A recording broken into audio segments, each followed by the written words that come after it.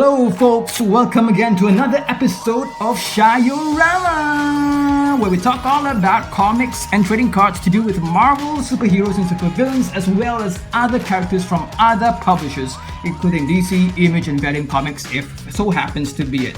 Alright, so as usual, this is going to be an episode where we're going to spend some time talking about 5 cards from the Impel 1992 trading card series.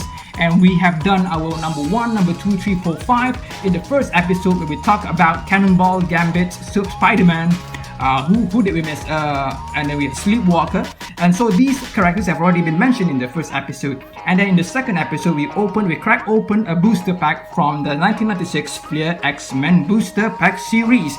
And we found a few characters there, for example, Magneto, as well as Beast. Now, before we move on to talking about these 5 cards that we're going to talk about, the next 5 cards in the Impel 1992 trading card series, let's double back and just get back into what we've talked about in the past from episode 1 and episode 2. Now, for example, in episode 1, I mentioned that Gambit was working together with Mr. Sinister, and then to give you more details about this, Gambit was part of Mr. Sinister's gang. They were attacking Morlocks. The Morlocks are a group of mutants that live underground because they do not want to be viewed by the normal humans or the mutants, because they are very different. The way that they look, the appearance, they're different, so they feel conscious about how they look. So that includes, for example, persons like Beast. Now, although that Beast is a mutant itself, that it has this feral look that he might not favor initially, but then he grew on it. He grew into this feature of this feral, furry character that he is at the moment right now. And then also in episode 2, we crack open Psylocke.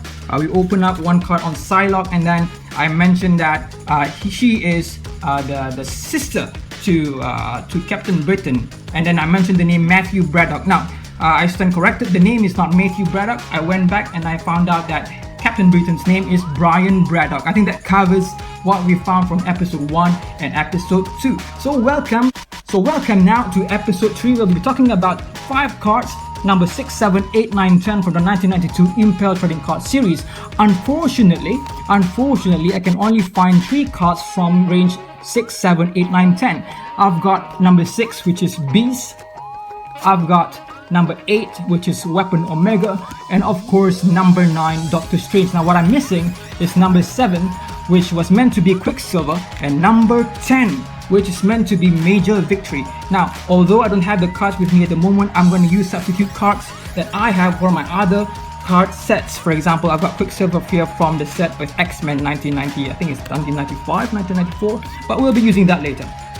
So, as usual, we're going to spend more or less around 15 to 20 minutes talking about each of these 5 cards from the 1992 Impel Trading Card series, starting with, of course, we've got Beast. Now, remember in episode 2, we cracked open a booster pack and we found Beast as well as Alter Beast. Now, I'm not really sure if Alter Beast is similar to the Dark Beast, because there is a creature.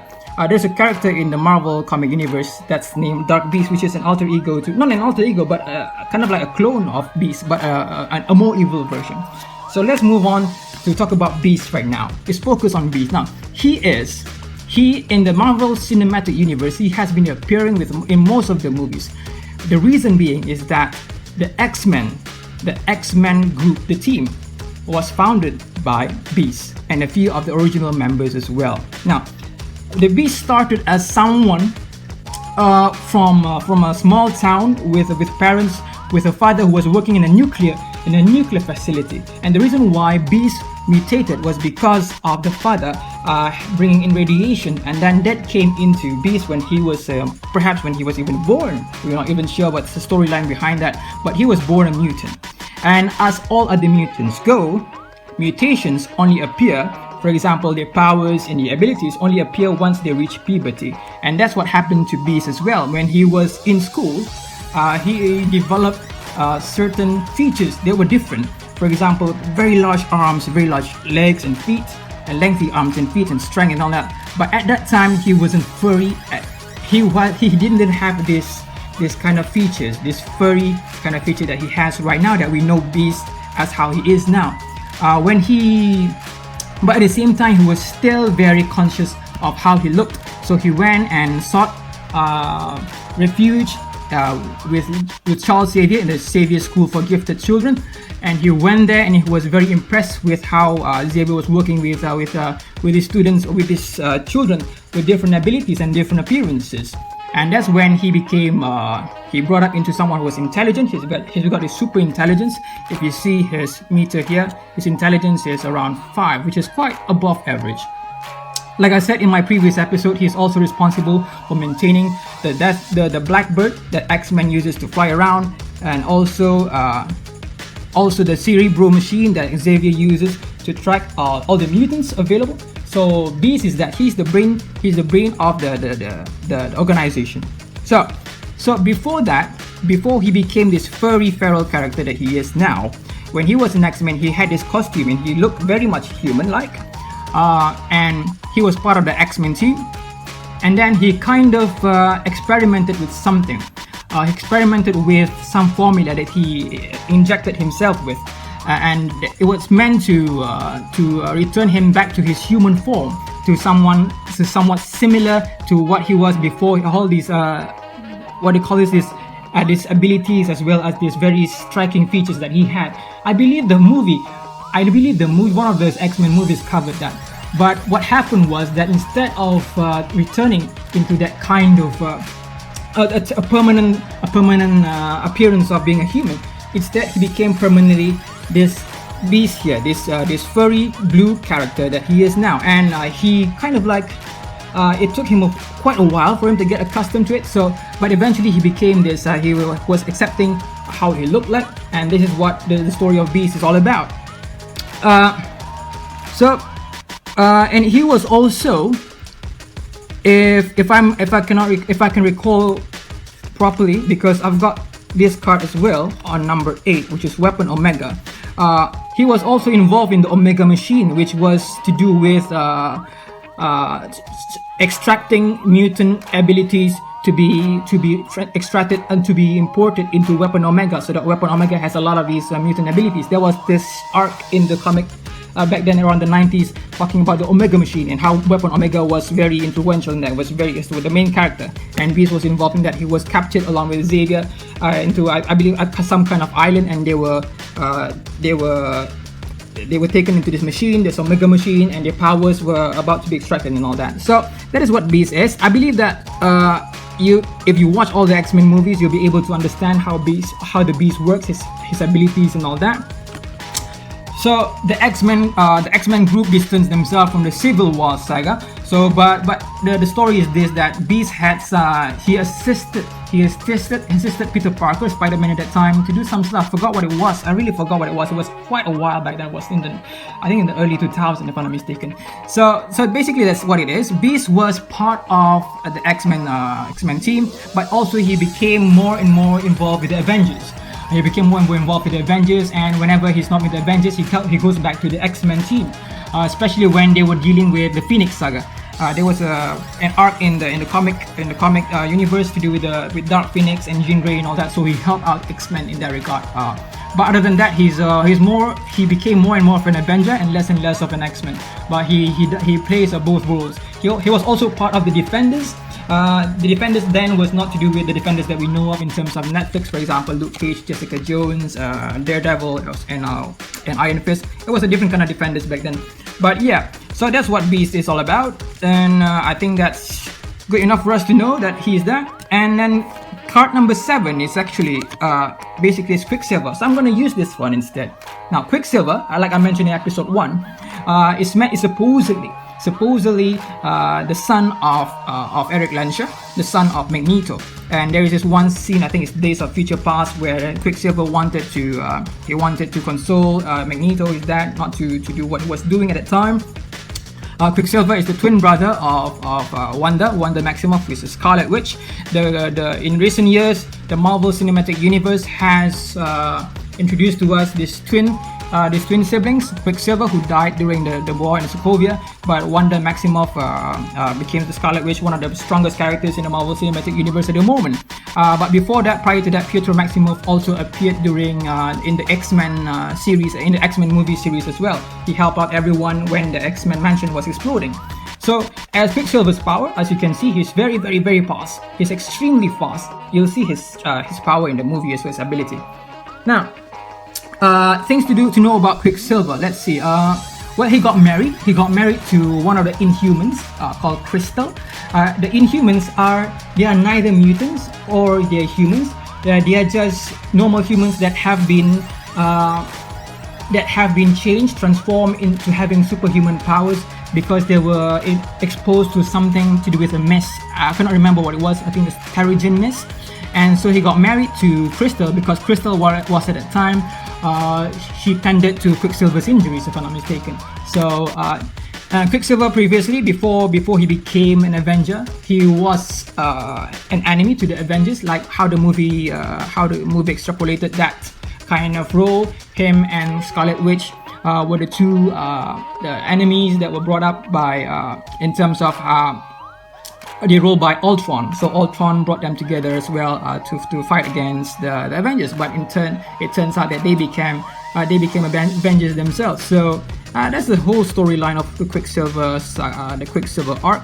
There's a lot more that can be unpacked in terms of who Quicksilver is, but basically that's who he is. He is meant to be the son of Magneto and the half-brother of Polaris, who is an Excalibur member. And we'll talk about Polaris in the future. So that's card number 7, meant to be number 7. So now we are moving on to Weapon Omega. Now, Weapon Omega, he's not really that well known, but if you followed the Alpha Flight series back then, Weapon Omega was a character that was created to become a weapon of menace. I remember that he killed thousands and thousands of people, including members of the Alpha Flight, the original members of the Alpha Flight. And because of that, I'm going to bring the Alpha Flight card here from the same set. We've got Sasquatch, we've got Talisman, we've got a few people in here, including Weapon Omega. Weapon Omega is there. Eventually, Weapon Omega became a good guy because he didn't know that he was doing these bad things because he was controlled, he was manipulated, he was mind controlled by, I forgot who he was, a villain of some sort. But Weapon Omega, his power, his ability is he's able to extract, to manipulate, to extract, to copy, and to mimic not only other superheroes or supervillains' abilities, but also the appearances, the personality, not the appearances, but the personality. So that's what Weapon Omega's power is. So he's able to just replicate. For example, if Cyclops is in front of Weapon Omega, next to Weapon Omega will be able to extract, will be able to copy that kind of power. Now the problem is he doesn't have the experience to handle his powers, which is the reason why he needs a special suit to protect himself from doing these very, very nasty things. So that's Weapon Omega for you. So the next one after number 8, we've got number 9, Dr. Stephen Strange. I don't think we have to dwell into Doctor Strange much because the movies have already described in detail who Dr. Stephen Strange is. Benedict Cumberbatch is a very good shoe-in for Doctor Strange, and we know that Doctor Strange has a lot of these. He's a master of the mystical arts. He's a sorcerer supreme. He was trained by the Ancient One to do astral projection. You've seen those in the movies. He has the Eye of Agamotto. He has that, and then he's got the Cloak of Levitation as well. So he's got several of these mystical powers as well as mystical artifacts that he owns. And in the Book of Grimoire as well, to teach for him to train the master of, for example, mystical powers and also chaos magic. If you watch, this might be a spoiler, but if you watch Scarlet Witch, the WandaVision at the very end, I believe it was WandaVision at the very end. It was to do with Wonder Witch. At the very end, it was to do with Wonder Witch, Scarlet Witch, dwelling into a bit of chaos magic. So Doctor Strange is also in the comic universe also did some dabbling in terms of chaos magic as well. So that's who he is. He is an Avenger, but he is also someone who works very secluded, what do you call it, covertly. He is not really that someone who appears much, although he is known to be a very egotistical person. And you can see that when he was being a surgeon, that kind of personality was being presented there. All right. Let's see. What's cut number 10? Oh yeah, cut number 10, which I'm missing right now in the 1992 Impel Trading Card set, is Major Victory. Now, I don't have Major Victory's card at the moment. I know that it's somewhere, it's misplaced somewhere, because I got too many cards. But this is how Major Victory looks like. Does he remind you of anyone? Alright, let's talk about Major Victory. Let's talk about his origins, his history. Now, Major Victory, his real name is Vance Astrovic, and he was an astronaut. He was trained as an astronaut, and he became one of the youngest astronauts to be able to fly away out of Earth orbit and go to find new worlds. And that's what he did. When he became Major Vance Astrovic, he was sent to planets. And there was one planet that he was sent to, Alpha Centauri. The planet is in Alpha Centauri. And to go there, it takes thousands and thousands of years. So they had to create a suit for him so that he will live a long life. So he will be able to reach Alpha Centauri and wake up over there, and he still has his age that he's able to do some stuff over there. But unfortunately, during the flight, he was woken up, and then he became this. He was woken up, and then he had to do some stuff on the what do you call this, on the rocket, whatever it is, a spaceship. And then when he arrived to Alpha Centauri, he realized that there were already humans there, because while he was sleeping in his spaceship, other humans had the advancements of technology in terms of spaceships and all that became more advanced.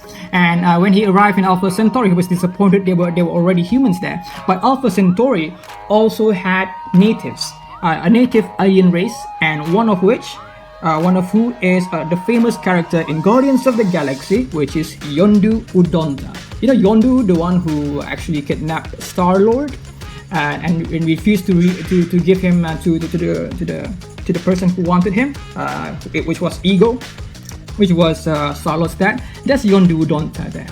So what happened was when Yondu's planet was attacked by this alien race. I forgot what it was. I think an alien race, was it Badoon or something like that?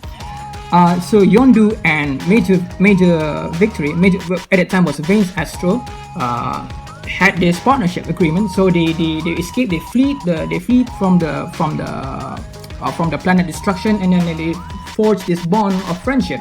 And together with them, they also met Charlie 27. If you've watched the moment in the moment in the Marvel Cinematic Universe when the Ravagers came and they were grieving for Yondu's death, Charlie 27 was one of those characters in one of those ships.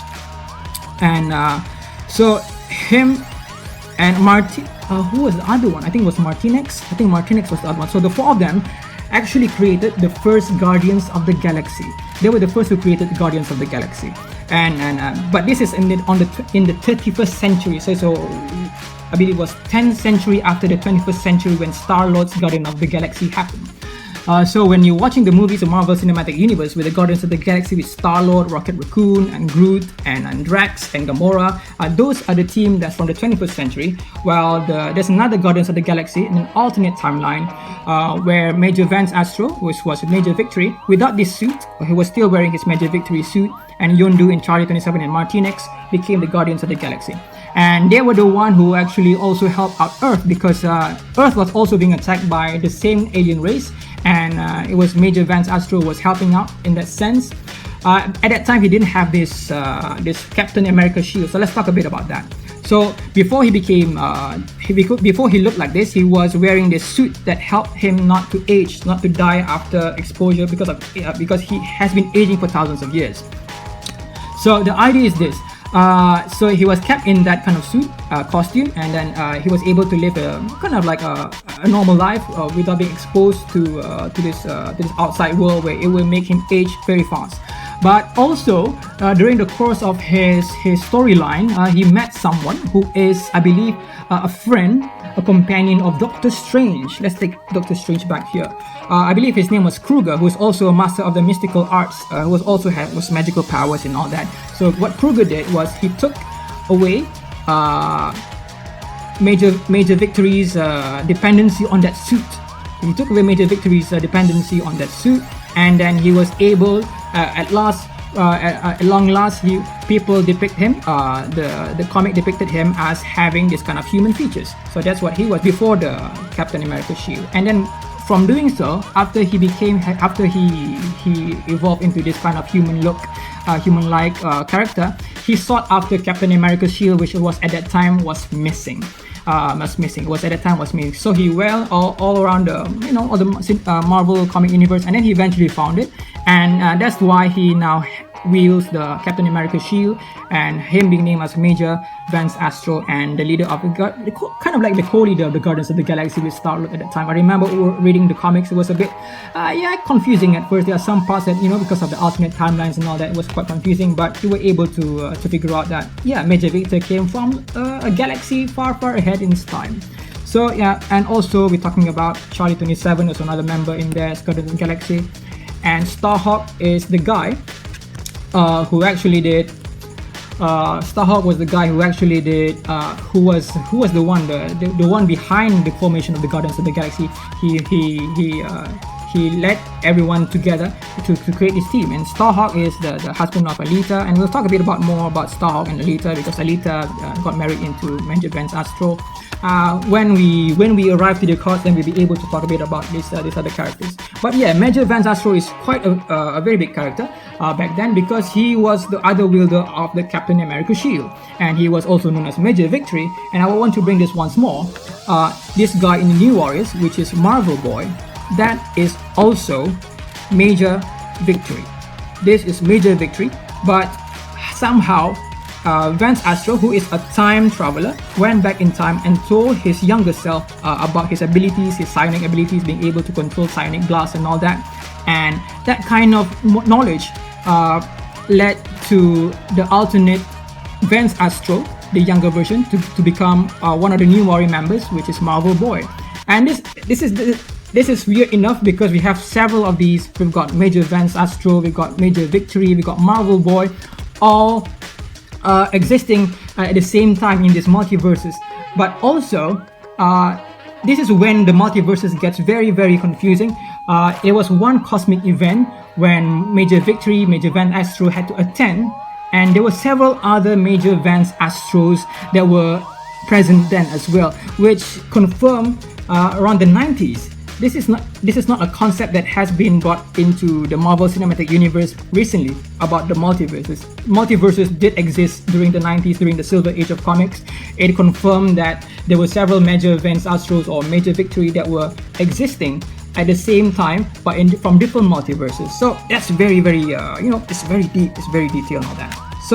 So those are the characters in terms of card number 6, 7, 8, 9, and 10. Card number 6 is the Beast. Card number 7, what we're missing here is Quicksilver, which we use this as a signpost. Card number 8 is Weapon Omega. Card number 9 is Doctor Strange, and card number 10 is Major Vance Astro or Major Victory. So that's everything within 17 minutes, and we're gonna go next for episode 4. So that's all from me today, from Shai-o-rama. And that's all, folks, and don't forget to like and subscribe, and then meet me up on episode 4 in the future.